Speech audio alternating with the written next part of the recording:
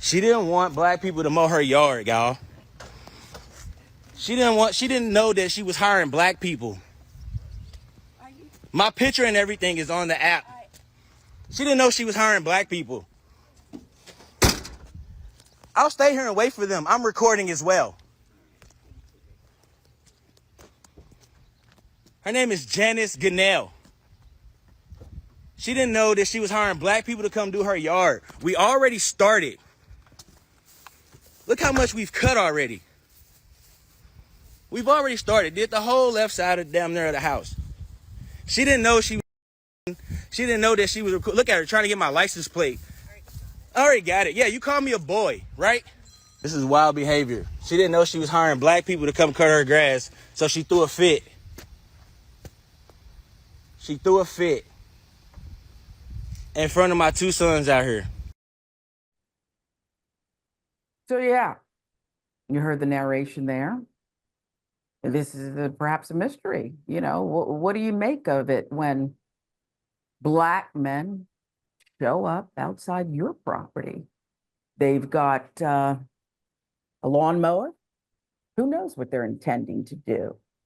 Well, racist Karen, they were intending to mow your lawn as agreed upon. That's what they were doing. Yet you refuse these black landscapers. Here's what the poster of the clip wrote. I had my sons with me, all the while she's calling me boy and telling us to get out of her neighborhood after being hired by her and a third-party company to mow her yard weekly. And yes, he has labeled her Karen of the day. I don't know what other Karens were doing on this day, Michael, but I'm not going to quibble with the tag he's placed across this photo. If we're to believe this, isn't it justified?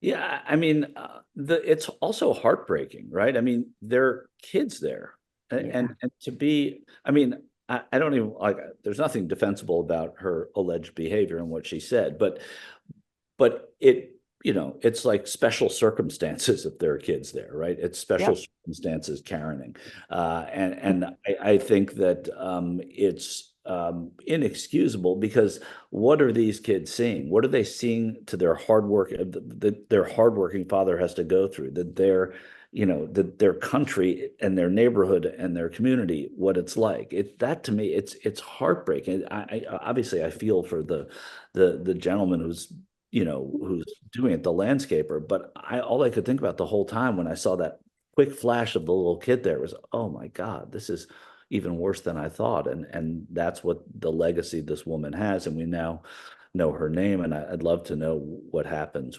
to her, but it's me too.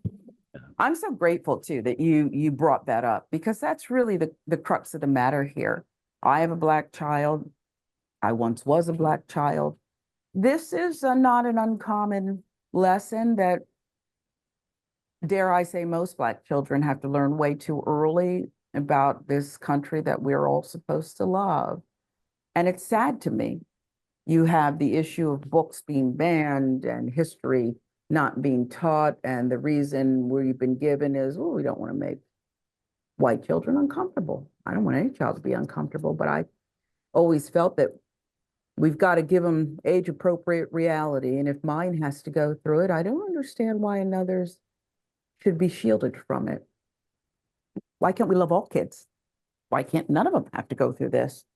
I am so grateful that you brought that up, because as a parent, can you imagine if you're that father?